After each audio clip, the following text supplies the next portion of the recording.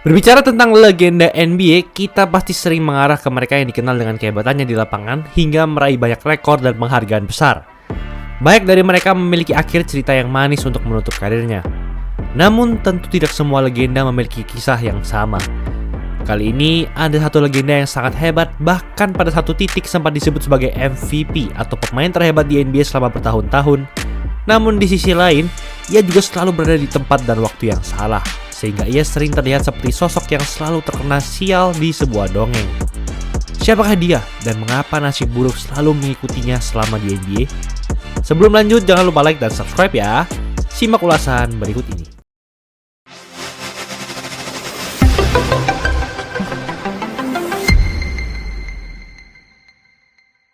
Stephen John Nash atau Steve Nash lahir pada 7 Februari 1974 di Johannesburg, Afrika Selatan. Ibunya, Jean, merupakan keturunan negara bagian Wales, UK, sedangkan ayahnya John merupakan keturunan negara bagian Inggris di negara yang sama. John Nash dulunya adalah pemain sepak bola di Liga Afrika Selatan, sehingga hal tersebut menjadi alasan Steve Nash lahir di sana. Nash menjalani masa kecilnya di British Columbia, Kanada. Nash baru berkenalan dengan bola basket saat usianya masih 12 hingga 13 tahun. Namun anak-anak di sana lebih berminat untuk menjadi pemain hoki es dibandingkan pemain basket, sehingga basket tidak cukup terkenal di sana. Meski begitu, ia dapat menguasai olahraga ini dengan cepat. Nash selalu mencoba bermain seperti Isiah Thomas atau Magic Johnson, dan pada tahun terakhirnya di SMA Saint Michael University School, ia mencatatkan rata 21,3 points, 11,2 assist, dan 9,1 rebounds per game. Nash juga berhasil membawa timnya meraih kemenangan di kejuaraan tingkat provinsi, serta ia meraih gelar British Columbia High School Athlete of the Year atau pemain SMA terhebat di provinsinya.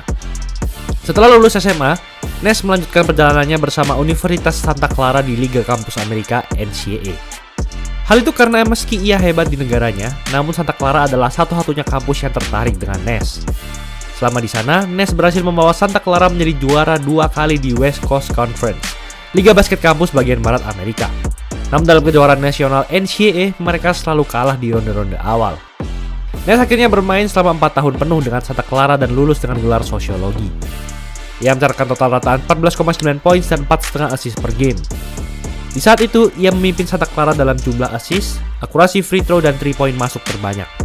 Nash juga dinobatkan sebagai WCC Player of the Year hingga 2 kali, penghargaan untuk pemain terhebat di wilayah tersebut.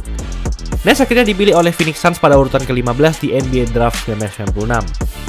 Namun, fans Suns malah membencinya sebab ia tidak dikenal banyak orang karena WCC termasuk wilayah kampus yang kecil.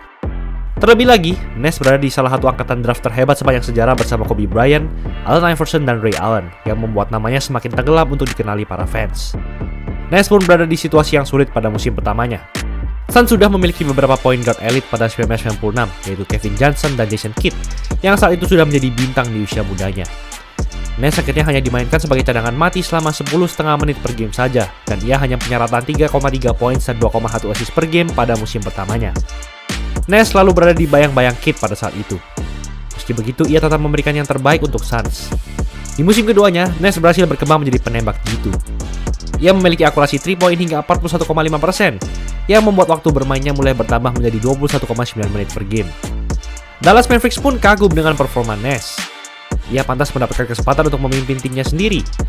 Mereka akhirnya mengambil Nash dari Suns melalui trade di NBA Draft 1998. Di saat yang sama, Mavericks juga memilih teman Nash di NBA Draft yang ternyata akan menjadi kunci penentu nasib mereka, yaitu Dirk Nowitzki.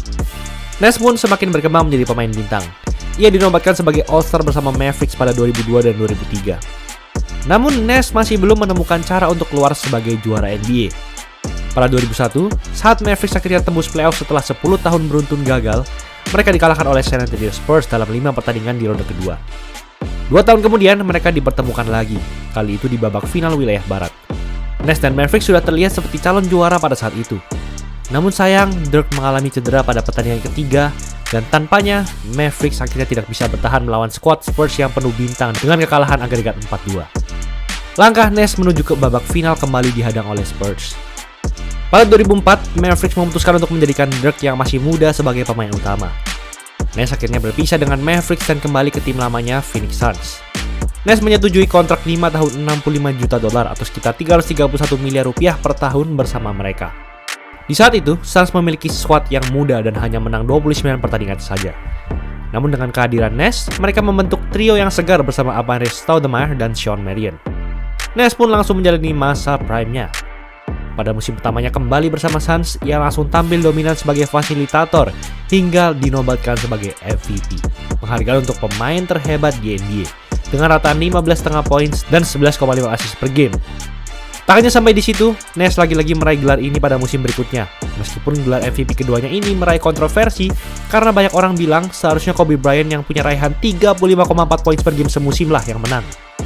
Bersama Suns, Nash berhasil menjadi pemain All-Star hingga 6 kali. Selain itu, ia juga semakin konsisten di sisi offense. Nash juga masuk ke dalam 50-40-90 Club hingga 4 kali. Sebuah pencapaian ketika seorang pemain mencatatkan persentase tembakan yang sangat efisien, yaitu minimal 50% field goal, 3-point field goalnya minimal 40%, dan persentase free throw minimal 90% selama semusim. Dan dengan rekan satu tim yang sangat mendukung, ia berhasil memimpin NBA dalam total assist terbanyak selama semusim hingga 5 kali. Karir Nash memang meroket bersama Suns. Namun di saat yang sama, mimpi buruknya di playoff tidak pernah hilang. Di playoff 2005, Nash berhasil membalaskan dendamnya dengan mengalahkan Dirk dan Mavericks di ronde kedua. Sayangnya, Nash kembali dipulangkan oleh Spurs di final wilayah barat. Musim berikutnya, Nash dan Suns berhasil masuk ke final wilayah barat lagi. Namun kali itu justru mereka yang harus mengakui keunggulan Dirk dan Mavericks. Selama bersama Nash, Mavericks selalu gagal untuk tembus ke babak final. Dan mereka akhirnya berhasil mencapai panggung tersebut dengan mengalahkan Nash itu sendiri. Pada 2007, Suns berhasil mengalahkan Lakers di ronde pertama. Namun mereka tetap saja kalah saat berhadapan dengan Spurs di ronde kedua. Mau berapa kali Nash dihancurkan oleh Spurs di playoff? Tak hanya dalam hal pertandingan, hidung Nash pun juga dihancurkan hingga banyak darah bercucuran pada saat itu. Meski sudah memiliki tim yang cukup solid, Nash selalu gagal untuk menyudahi kehebatan Spurs. Dan tentu saja, pada 2008, Suns dan Spurs bertemu lagi di playoff, khususnya di ronde pertama.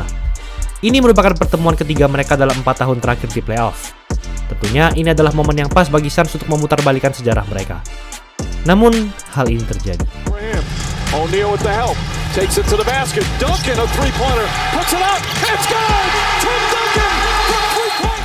Dari semua pemain Spurs yang jago 3-point, Tim Duncan yang hampir tidak pernah mencetak 3-point dalam karirnya berhasil menyamakan kedudukan hingga memenangkan pertandingan di babak overtime kedua. Spurs akhirnya mendominasi Suns dengan agregat 4-1. Betapa malang nasib Nash pada saat itu. Ia selalu dihentikan oleh tim dan pemain yang sama lagi dan lagi. Meski begitu, Nash akhirnya dapat membalaskan penderitaannya di playoff 2010 dengan menyapu bersih Spurs di ronde kedua. Pintu untuk meraih gelar juara pun semakin terbuka lebar. Namun, mereka harus berhadapan dengan Los Angeles Lakers di final wilayah barat, sang juara bertahan. Mengalahkan Spurs bukan berarti kesialan Nash sudah menghilang, sebab inilah yang terjadi tak lama kemudian.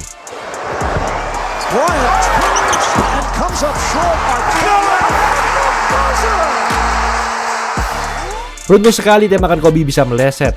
Namun siapa sangka Ron Artest bisa merebut offensive rebound dan mencetak tembakan untuk memenangkan pertandingan krusial ini.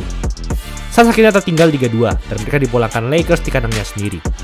Dengan Nash yang sudah berusia 36 tahun, ini merupakan harapan terakhir Suns untuk menjadi juara bersamanya dan mereka telah gagal. Ironisnya, di sisi lain, Dirk dan Kidd serta Marion berhasil menjadi juara bersama Mavericks pada 2011.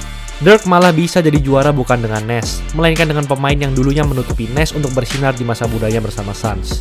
Di masa ini juga, Nash diterpa musibah di mana istrinya Alejandra Amarillo dirumorkan berselingkuh dengan rekan setim Nash sendiri, yaitu Jason Richardson. Hal ini karena anak laki-laki Nash yang dilahirkan Alejandra, yaitu Matteo, ternyata tidak berkulit putih, tak seperti kedua orang tuanya. Tahun kemudian, Nash memutuskan untuk bergabung dengan Lakers dan membentuk super team bersama Kobe, Gasol, dan Dwight Howard. Namun seperti yang kita tahu, skuad ini gagal karena banyaknya cedera dan drama. Nash sendiri mengalami berbagai cedera berat di kaki dan punggungnya. Dengan usia dan kondisi badan seperti ini, sudah tidak mungkin bagi Nash untuk menjadi juara dimanapun. Ia akhirnya pensiun tanpa gelar juara pada 2015 lalu. Nash memang memiliki karir yang legendaris pada musim reguler, namun ia selalu gagal untuk meraih penghargaan paling berarti bagi semua orang, yaitu gelar juara. Dominasinya di NBA selalu tertutup oleh dinasti Spurs dan Lakers. Ia selalu berada di waktu dan tempat yang salah.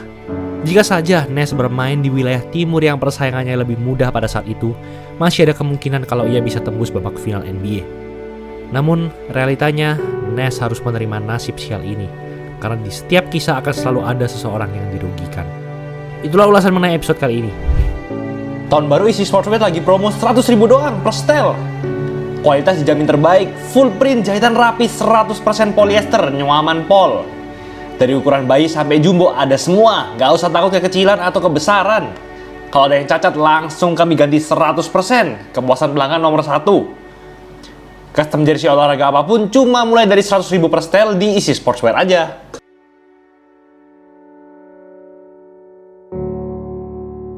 Jangan lupa like, comment, dan subscribe agar channel ini bisa berkembang dan menghasilkan video menarik lainnya. Thanks for watching, I'll see you in the next video.